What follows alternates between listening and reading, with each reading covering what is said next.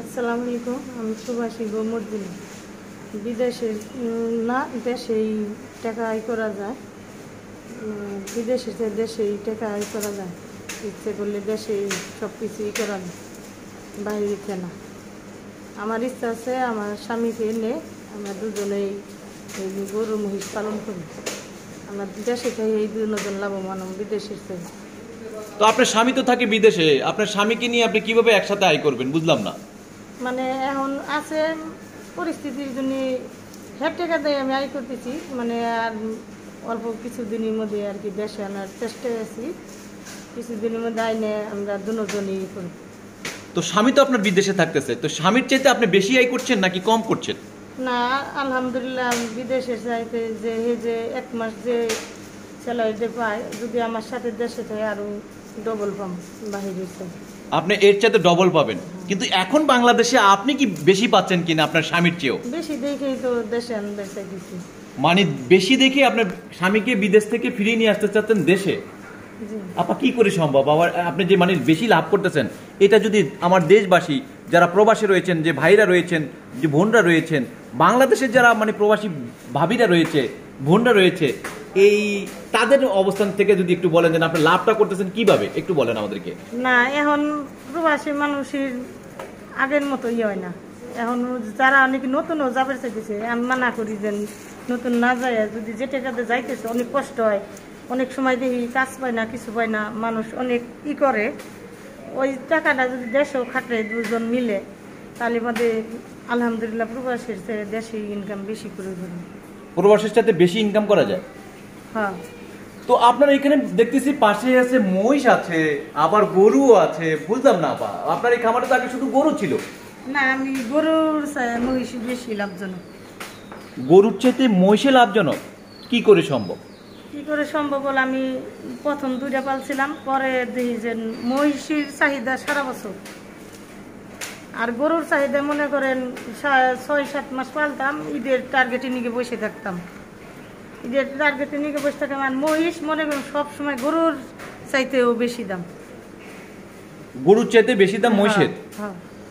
তো আপনার লাভটা এইভাবে আমাকে একটু ক্লিয়ার করেন তো, যে এই যে যারা আপনার দেখা দেখি অন্য প্রবাসী ভাবিরা, বোনরা এবং প্রবাস থেকে যারা বাংলাদেশে ফিরে আসছেন, যে ভাইরাও যদি গরু পালন করতে চায়, মহিষ পালন করতে চায়, তাহলে কিভাবে মানে ব্যবসাটা করবে একটু বলবেন, যে লাভটা কিভাবে আমাকে দেখাই দিতে পারবেন? গরু মনে করেন যাকে অভিজ্ঞতা নেই, তারা প্রথম গরু কিনলি পদে লসের দিকে যাইবই। কৃষি নিয়ে গরুর অত অনেক কিছু করুন না, অভিজ্ঞতা করুন লাগে, কিন্তু মহিষের আবার তা করুন লাগে না।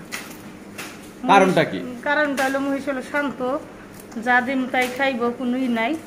আবার মনে করেন গরু নতুন আনছে, গরু মনে করেন একটা গরু 15 দিন তার হাতেই কোনো হে বিরক্ত হয়ে যাওয়ার পারে, কারণ নতুন হে বিরক্ত হয়ে যাইব। কিন্তু আমরা তো পালতে পালতে মনে করেন এটা সহ্য হয়ে গেছে, নতুনই যারা করব, আমি মনে করি মহিষ দিয়ে তারা করলে ভালো।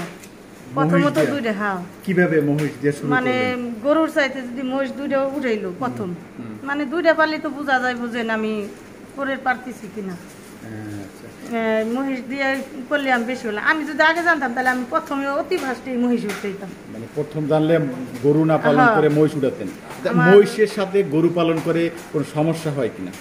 না, এই যে আমি বলতেছি দেখেন, কোনো সমস্যা, কোনো করতেছি, দুষ্টুমি করতেছি, দেখেন কোনো সুবিধা আছে কিনা? সুবিধা অনেক। কিরকম সুবিধা? মানে এই যে এনেও গরু পালছে একটা, মানে 2টা গরু পাশাপাশি পালা যায় না। এই যে মহিষ দেখতেছি।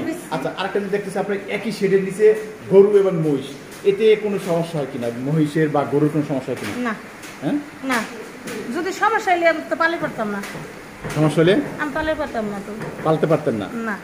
আচ্ছা, আচ্ছা, সুবিধাটা কি? আমরা এই যে গরুর খাবার, মহিষের খাবার কি একই খাবার? আমি দেখেন, আমি এনে 3 পদ পালি, ষাঁড় গরু পালি, মহিষ পালি, গাভী পালি, আমার কোনো সমস্যা কোনো সমস্যা না। না, এই যেটা আমার বকনা বস্তু, হ্যাঁ, বকনা, কোনো সমস্যা নেই, কোনো সমস্যা নেই। এই আমরা দেখতেছি পাশে মহিষ আছে, গরু এবং পাশে মহিষ একই সাথে আপনি পালন করছেন। সবই তো দেখতেছেন। হ্যাঁ, সবাই কাছে দেখেন, আমার তার জায়গা নাই যে অন্য জায়গায় নিয়ে যাবো। মনে করেন বাইরে যদি মহিষ বাহিরে বাড়ি করি, আবার ঘরে আনে। আচ্ছা, এই খাবার ওয়েস্টেজ হয় না? খাবার নষ্ট করে না? এই যে গরু তো আমরা জানি খাবার শেষে কিছু ওয়েস্টেজ হয়। এই যে যেমন এটা এখন বেশি হয়েছে গরু, হ্যাঁ, মহিষের তো অনেক ভাবে খাইয়ে লাগবে। এইগুলি এই গরুর ওয়েস্টেজ খাবার মহিষে খায়। হ্যাঁ, এখন দিবে, এখন খাইয়ে লাগবে। এখন দিলে এখনই খাবে। আমরা একটু দেখি তাহলে এই ওয়েস্টেজ খাবারটা আপনি মহিষকে দেন। আচ্ছা দেখুন, তিনি বলছেন যে গরুর খাবার শেষে যে যে খাবারগুলি থাকে সেগুলি মহিষকে দিলে একেবারে খেয়ে ফেলবে। আমরা দেখতে পাচ্ছেন, আপনারা দেখুন, এই যে আমরা দেখতে পাচ্ছি মহিষ এটা খাচ্ছে, সব খাইয়ে লাগবে, তুমি সব খাইয়ে লাগবে, ধীরে ধীরে সে সবই খাবে, দেখতেই পাচ্ছেন। আচ্ছা, কোনটা খরচ বেশি, এই মহিষ পালনে খরচ বেশি নাকি গরু পালনে খরচ বেশি? আমি যখন পালতেছি গরুর চেয়ে মহিষী অনেক কম, কিন্তু মহিষে আবার বাজারটা বেশি। বাজারটা বেশি কি মহিষের দাম বেশি? দাম বেশি। দাম বেশি তো মহিষের লাভও তো বেশি। হ্যাঁ, একটা মহিষ দুদিন কি আমি 1,20,000-30,000 দাম, দেখা গেছে 1 মাসে এটা 1.5 লাখ টাকা আর নিম্নে খারাপ যাইবই, যা খাওয়াই ওইটারই ওর করে দিয়ে যাইব, লাভবান করে দিয়ে যাইব। আমার এই মাছটা কিনছিলাম 1 মাস অল্প কিছুদিন হয়েছে, আরো কাগজ আসলো, এখন ভাবে দেখা যায় না, এখন দেখা যাচ্ছে সেইভাবে দেখা যায় না। এর যদি আরো 1 মাস নাই, এই 1 মাসে কত কেজি ওয়েট বাড়েছে বলে আপনি? আমার হিসেবে আমি যেভাবে দেখতেছি, যদি এইভাবে সাধারণ পদ্ধতির মতো যদি খাওয়াই রাখা যায়, আমি তো মনে করেন কোনো জিনিস বাড়তি আর বাড়তি দিচ্ছি না, বাড়তি দিলে আরো মনে হয় হইব কতজন ফিট খাওয়ায়, ফিট খাওয়ায় কিছু খাওয়া 1 মাসে কত কেজি ওয়েট বাড়ছে?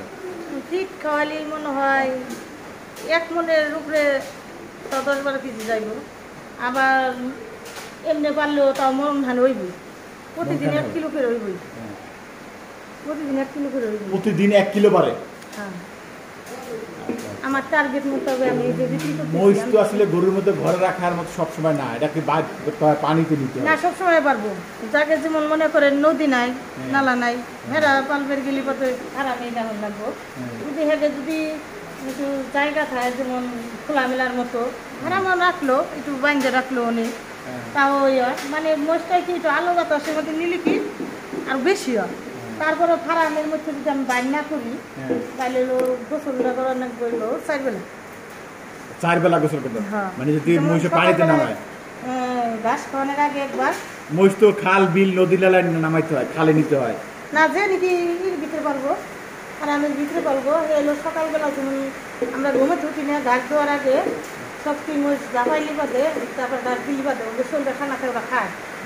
আবার মনে করেন এই যে পুরে বসে এগুলো খাওয়াই হেরে আবার জাপাইলি, আবার এই যে দুপুরে জাপান লাগে আর বিকালে বিকেলে। হ্যাঁ, এই 4 বার জাপাইলি কি মহিষটা বাহিরে না নিলেও চলবে। কিন্তু আপনি এই 2021 সালে কোরবানি হাটে কিন্তু গরু নিয়ে হাটে গিয়েছিলেন, সেখানে গিয়ে কি কষ্টটা পেলেন, কেন এত কান্না করলেন? আমি কষ্ট পাইছি, মানে আমার কষ্ট তো আছে, আমি চাপাই রাখছিলাম, কিন্তু অনেক লোক, অনেক মহিলা ছিল। আমি তো প্রথম গেছিলাম গরু নিয়ে হাটে, আমি কোনোদিন যাইনি। এই ইতিতে বাসাইতে বিক্রি করছি, তা ওই জায়গায় গেছিলাম, মানে এই যে করোনার লকডাউন দেওয়ার জন্য, মানে লোক আইলো না, সাহেব রাষ্ট্র গেছিলাম, যাই দেখলাম সবার চোখেই পানি, তাহলে আমার বলছি না, মানে আমার যেন কষ্ট লাগছে। আমি তো চাপারাই। আপনি বলছেন যে সবার চোখে পানি, এর কারণ কি? সবার চোখে পানি আসলো কেন হাটে গরু নিয়ে? কারণ আমি একটা জিনিস পালছি, আর যদি ভালো মতো বিক্রি করে পারি, ইতরা তো মনে করেন আল্লাহর তরফের একটা জিনিস, কেউ সব মানুষ ব্যথা বুঝে না। মানে মনে করেন 5 লাখ টাকা গরুটা এসে দিচ্ছে 2 লাখ, তখন তার কেমন লাগবে, তার কতটা কষ্ট লাগবে যে না আমি এত কষ্ট করে পালছি, কী দাম কয়। মনে করেন বড় বড় গরু 1.5 লাখ পর্যন্ত দাম পেয়েছে। মানুষের যদি একটা থাকতো, গরিব বলে যে ন্যায্য দাম তুমি না নিলে, তাও ন্যায্য একটা তার দিলে তার একটু মনটা হালকা থাকে। এই যে মহিলাটার কথা কইলাম, ওর যদি নাকি নাও নিত, যদি দামটা উঠাইতো, তাও ওর একটু সাহস লাগতো। কিন্তু তেমন হাটের পরিস্থিতি কোনো দেখি নেই, আমার খুব কষ্ট লাগে। তখন এই দিন কইছি যে গরিবদের অনেক মানুষই হেলা করে, গরিব বলে কোনো মানুষ দাম দেয় না। আমার গরু কিন্তু হের গরু ছোটো ছিল, আমার কিন্তু দাম বেশি হয়েছে, কারণ আমি এক বড় দেখে যে আমার জিনিসের দাম বেশি হইব এটা না। মানুষ তো সবই সমান, আল্লাহ তো সবারই করে দিছে, একজনে অর্থ দিছে, একজনে দেয় নাই। আমি যাকে অর্থ নাই তাকে পাশে আছে। মানে কি অর্থ আপনার ব্যবসা থেকে, মানে কি ধরনের প্রতিশ্রুতি দিচ্ছেন যে গরিবের জন্য কি রইলো আর আপনার নিজের জন্য? যদি আল্লাহ যদি আমার এই জিনিসগুলো পালবে দেয়, আমি নিয়োগ করছি যে আমার যাই ইনকাম হোক, আমি যদি 10 টাকা ইনকাম করি, আমি 3 টাকা হইলেও আমি গরিব দুঃখীর দিন। এই যে মেয়েরে বলে যাই বাসায় যে কোনো সাহায্য চাপেরালি কোনো লোক আইলি বাদে আমি ব্যাংকে টাকা পয়সা পেয়ে যাই, আমার বাসায় তো কেউ খালি হাতে দিবে, তাকে দিব। কেউ যিনি কয় না এই বাসায় যায়, অনেকেই দূর দূর করে যে এত প্রতিদিন এত লোক আইলে দেওয়া জানি। আমি আমার মেয়ের কাছে কোনো লোকরে না, কম পারো কম দিবে, কিন্তু কোনো লোকরে মুখ কালা করে একটা কথা কই না। মানে গরিবের জন্য আপনার এই মায়াটা কেন আসলো? ওই যে হাটে যায় আমার অন্য ফিলে মন চলে গেছে, আর সত্য কথা। বড় লোক মানুষ খালি বড় লোক টেকার অর্থ দিলেই চায়, কিন্তু মানুষের যে একটা মনের একটা আছে, ওর যে কত কষ্ট হইতেছে, কত কিছু হইতেছে, এটা কেউ দেখে না। আমি অনেকবার দেখছি, তো ওই দিন থেকে আমি করছি, যদি আমি গরু কমেও বেঁচে যাই, আমার এই দুঃখ কেউ শেয়ার করবো না। যদি দুঃখ গরিব দুঃখের পাশে যদি একবার খারাপ পারি। এই যে মেয়েটা কি এমন বললো যে আপনার মনটা গইলা গেল? মানে আমার কইছে আফা দেখেন আমি কত কষ্ট করে ধার দিনা করে যাইনি খাওয়াইছি, আমার না একটু সম্পদ নাই, তারপরে মনে করেন খালি বাড়িটাই আছে, আমি কত কষ্ট করছি 3 বছর, আমি 2 টাকা দিন। মানে তার আগের বছরে তো মনে করেন 20 সালে তো মনে করেন বন্যা হয়েছিল, ও গরুগুলো বিক্রি করে পারছিল না, পরে অনেক দুঃখ করছে। পরে এসে আমি কইছি কি যদি নাকি আল্লাহ যদি টাকা পয়সা থাকতো তাহলে আর আপনি রেনে এসে কষ্ট করেন, বাসাইতেই বিক্রি হয়ে যাইত। মানে এর কথা শুনেও লাগছে, কিন্তু সবটি মানুষই দেখছি বড় গরু নেই অনেক কান্না করছে। আমার তার নিয়ে কইছি যে মানুষের আমি আজও সব মানুষের এই সাহস দিই, গরিব দুঃখী যারা গরু বাছাই করে সব মানুষের এই সাহস দিই যে হ্যাঁ কেমন দাম তুমি বাজারে যায় দেখো। আমি কই না আলহামদুলিল্লাহ খুব ভালো, খারাপ বাজার গেলেও আমি খুব ভালো, কারণ মানুষের একটু হোক। আমি চাই না যারা নাকি পারলে আমার মতো এইবার শক্তই যাও। মানুষ অনেক কথাই কইছে, আমি 3-4 মাস গরু উঠেনি, কইছে এই যে গেছে আর গরু বাছতে পারবো না। আমি কইছি আমি যেটা করবো আমি তো করবো, আমার আইসাই বুঝে আমি করবো। পরে এখন উঠেছি, এখন তো কেউ বলে না।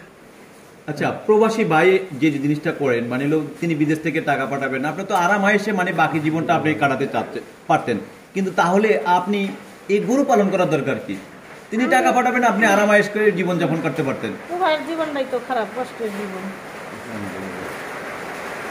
তোমার জীবনটাই তো কষ্টের জীবন। আমি চাই না মনে করেন দেশ একটা হইলি পা দেখে দেহের পার না, আমরাও দেহের পারি না। যত সব করে যদি নাকি আমি দেশে ইনকাম কিছুটা করে দিতে পারবি হেরে, সে মনে করেন এতদিন প্রবাসী খাওয়া লাগবে না। তার লিগে হইলেও আমি এই জিনিসটা নিচ্ছি। প্রবাস জীবন তো মনে করেন এই যে মোবাইলে দিই কত সময় ইউটিউবে অনেকজন অনেক কষ্ট করে, আবার টাকা পয়সা মানুষের হাতে নয়ে পেয়ে যায়। মানুষ আজারে থাকলে বাদেই মনে করেন এসব বুদ্ধিটা মাথায় এসে পড়ে। আমি কাজের ধান্দাই থাকি সারাদিন। মানে প্রবাস জীবনে অনেক কষ্ট করে, এটা আপনি বুঝতেছেন, যাতে স্বামী আপনার বিদেশে বেশি দিন না থাকা লাগে, সেই কারণে আপনার এই কষ্টটা। হ্যাঁ, তো এই কারণে কি স্বামীকে বিদেশ থেকে মানে তাড়াতাড়ি খুব দ্রুত নিয়ে আসতে চান এই আপনি কর্মটা করে? অনেক খামারই দেখেছি যে গরু ব্যবসায় লস লস লস, মানে তারা খামার পুরো গরুই বিক্রি করে দিচ্ছে, খামার চালাচ্ছে না। এর কারণটা কি আসলে? এ তারিখে যে ভুসি গরুর দাম, তার লিগে আমি আর বেশি গরু উঠেনি। মানে যে জিনিসটা মনে করেন একটু কমে পাওয়া গেছে, এ তারিখে তা নাই। মানুষ কি করব, গরুর তো খাবার দাবার কি কম লাগে, মানুষের চেয়ে বেশি খরচ।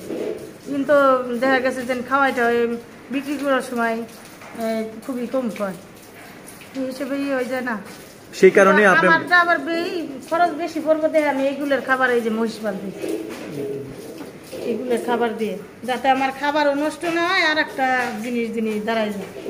এই প্রবাসী যারা বউ রয়েছে, গ্রামের মানে গৃহস্থ বউ রয়েছে, তাদের উদ্দেশ্যে কি বলবেন? তারা কি এই গরুগুলা পালন করলে কিভাবে পালন করবে, তাদের উদ্দেশ্যে কিছু যদি বলতে চান আপনি? না, যদি নাকি তাকে ইচ্ছে থাকে তাহলে পালতে পারবো, কারণ সত্যের জয় একদিন না একদিন হয়। যদি সত্য বলতে সত্য মনে যদি একটা কোনো ধরে, এটা জয় হইবই। কিন্তু এইটু দেখা গেছে যে না আমার আমি করে পারতেছি না, কিন্তু টাইমে থাকা যাবে না, কারণ ওইটা দেই করুন লাগবো। এই যে আমার তো গেল তারিখে আমি মনে করেন 10-12 লাখ টাকা বেশি বিক্রি করে পারতাম, তারপর আমি থামিনি। আমি কইছি আল্লাহর দানের জিনিস, আল্লাহ যদি দেয় আমি এই তারিখে পাম, অলরেডি পাইতেছি। বলে আর 2-3 মাস বেচা কিনি করলে আমার গেল বছরের দিয়ে হয়ে যাইব, আমার তেমন কষ্ট থাকতেছে না, আমি ইনশাল্লাহ পারব। আর সত্য যদি চাই তাহলে আমার জয় হইব। ধন্যবাদ।